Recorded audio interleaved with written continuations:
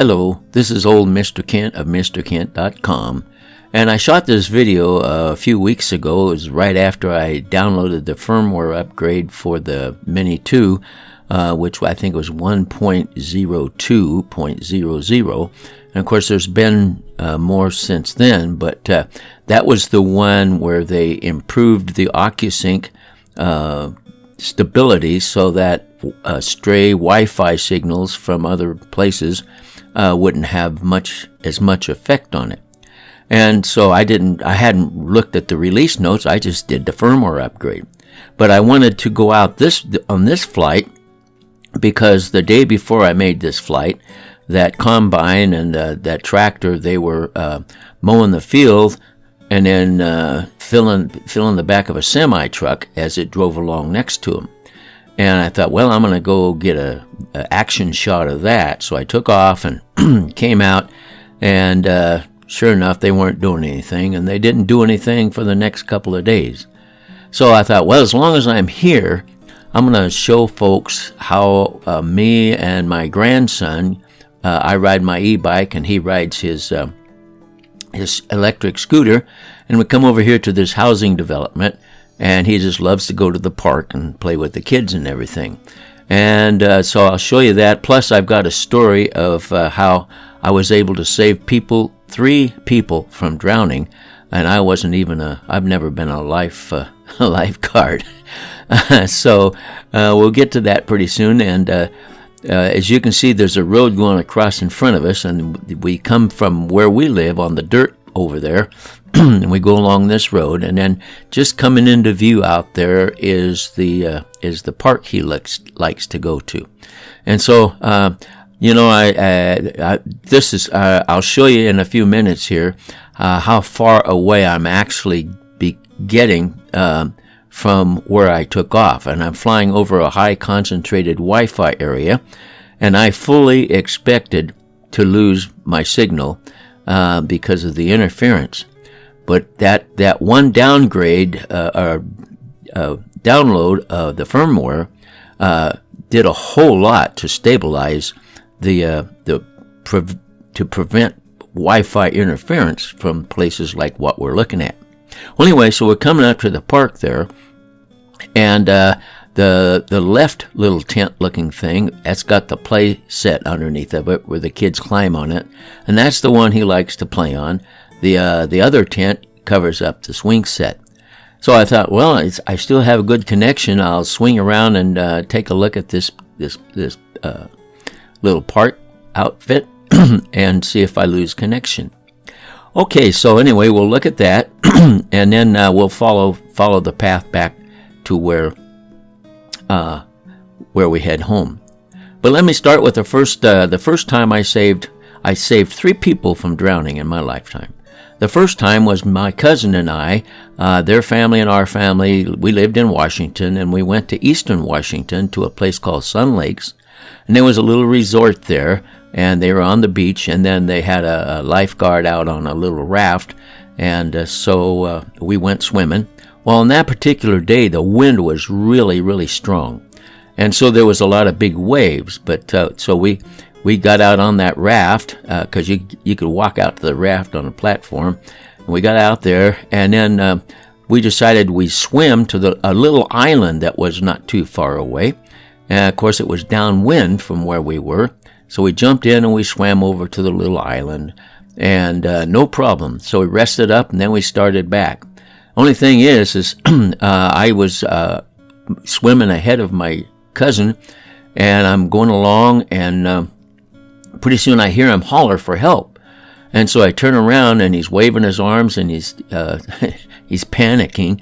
And of course, if you've ever swam in rough water, it's not easy because you go up and down, and the water hits you in the nose when you're trying to breathe and all that. So he was having a rough time. So I went back to him, and I wrapped my arm around his chest and told him to kick with your toes. And I started pulling with my left arm, headed towards that raft. And of course, it was still quite a ways away. But in the process, the lifeguard had watched what was going on, and she had a little rowboat. And so I didn't see her coming, but she came up alongside of us, and that was a relief because I was getting really tired. So I guess you could say I saved my cousin from drowning, because I don't know how long he would have lasted if nobody had done that. So anyway, that was the first time. The second time I saved somebody from drowning was our youth group at church when I was a teenager. They had a little swimming party at a friend's house, which was along a lake, and about 200 feet out from the beach or from the shore, there was a raft that people could swim out to and so forth. So it turned out that almost all of us, we swam out to the little raft, and we were out there just goofing around. But there was this one guy who couldn't swim. Now, I'm going to show you, now that we're coming out of the HOA, I'm going to show you the flight using the KML file that I downloaded from flight data. And let's just see how far I was able to fly over the Wi-Fi, high concentrated Wi-Fi area, and how far away I was when I did the flying. So first of all, we've got to find where I took off here, and it's back this way a little bit, and then I'll get it all squared away here. And you can see there's the concentrated Wi-Fi area of all the houses over there, and then you can see where I took off. And we'll get this squared around here just a second here. And there, now you can see how high I was above the ground and so forth. And let's take a second here, and I'll get the little ruler up here. And let's see, where is it? Oh, that's right there. All right, now then, I'll move it over, and we'll click where the furthest point away I went, and we'll drag back to the place where I started, and take a look at that. Over 1 3/4 miles, and I was over a high concentrated Wi-Fi area, and the Mini 2 did not lose contact the whole time.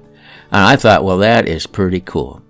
So anyway, that's what that's what this video was mainly about, was to show how well that thing works around a high concentrated Wi-Fi area. Okay, well, back to the story. My youth group was partying out on the little dock and a raft, and he was a good friend, but he couldn't swim, and so he was standing on the beach, and everybody said, well, just jump in. Come on, just jump in and try it, So, and he didn't know how to swim, so he started jumping in. And by the way, it was way over his head when we got out to the raft. And so he started swimming, and he got out, a little ways. And pretty soon, he was like maybe halfway to the raft, and he started hollering, help, help, help, help. And so naturally, I jumped in, swam over to him, and wrapped my right arm around his waist or his chest, and told him, kick with your toes, and started pulling him back, and I pulled him all the way shore. And by the time I got to shore, by the way, I just had to lay there and rest for a long time. So that was the second time that I saved somebody from drowning. The third time came many years later when I had a 23-foot sailboat, and my two children, a boy and a girl, I could swim really well, so I taught them how to swim really well. And one day we were out on a sailboat, just me and them, and there was no wind, and so the boat was just sitting there in the water. So my son wanted to get the little rubber raft out and paddle around, which he did. And then as he came around to the front one time, my daughter said, can I jump in with him when he comes around to the front? And I said, oh, sure. And that was about a 4 foot, the bow of the boat was about 4 feet above the water. So she jumped into the raft. So when she jumped in, well, of course, it flipped the raft, and both of them went into the water, but I wasn't too worried. And so pretty soon I saw that the raft was upside down, and I could see it was on top of her, and she was trying her best to try to flip the raft over by pushing up on the bottom. It was upside down, So anyway, I thought, oh, I better help. So I jumped in, and just about that time, a little breeze picked up and moved the boat. And so when I came up from jumping in, I couldn't find her, and my son was on the other side, and I said, "Do you see her anywhere?" "No," he said, "I didn't see him." So then we started swimming around the boat, and I tell you what, that water looked as black as could be that day because we couldn't find my daughter. And so we swam around a couple times. Pretty soon, about 20 feet behind me, away from the boat, I heard this voice, and it was her, and she had jumped when she couldn't get out from under the raft. She had dove down and come up underneath the boat because it moved and bunked her head, and it kind of dazed her, and she couldn't figure out where she was and what was going on. And finally she came up and she made that sound, and she wasn't real lively, but I got her a hold of her and I pulled her over to the boat, and we got her in, and she had a bad headache that day for the rest of the day. So anyway, those are the 3 people that I saved, and I was never even a lifeguard. Well, I want to thank you for watching my video, and God bless.